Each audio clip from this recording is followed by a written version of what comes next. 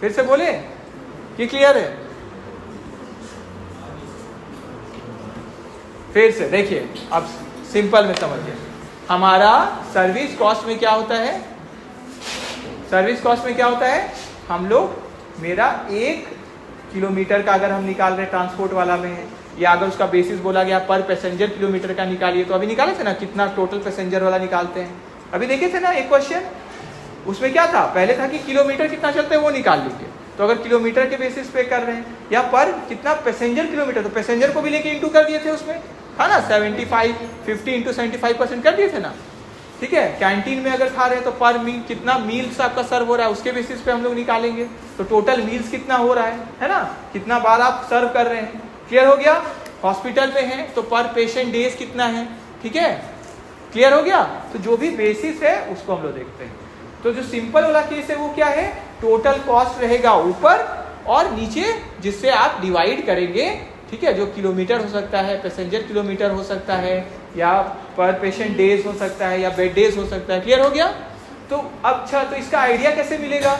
हम इतना ही बोल रहे हैं तो इससे नहीं होगा, ये इलस्ट्रेशन तो पढ़ना पड़ेगा ना आपको, कम से कम दो इलस्ट्रेशन, एक इलस्ट्रेशन पढ़ लीजिए, तो उससे क्या हो जाएगा? आपको आइडिया हो जाएगा।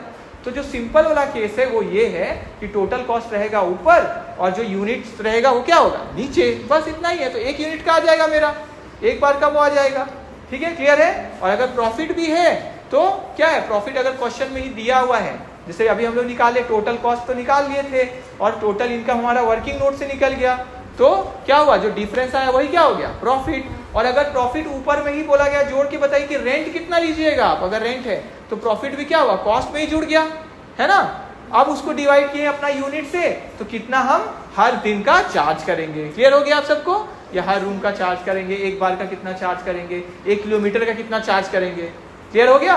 जो ऑटो वाला भाड़ा आपसे लेते हैं वो क्या कॉस्ट लेते हैं?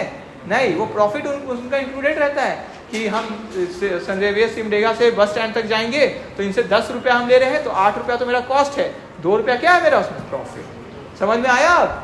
तो सिर्फ जब कॉस्ट निकालना होगा तो कॉस्ट ही रहेगा ऊपर और नीचे क्या रहेगा? यूनिट जिसमें कर रहे हैं हम लोग। और जब हमको प्रॉफिट भी चाहिए तो कॉस्ट के साथ क्या ऐड हो जाएगा? प्रॉफिट भी ऐड हो जाएगा। अब क्वेश्चन बोले कि सिर्फ प्रॉफिट बताइए, तो सिर्फ प्रॉफिट निकाल लीजिए और वो बता दीजिए कितना हो रहा है हमको।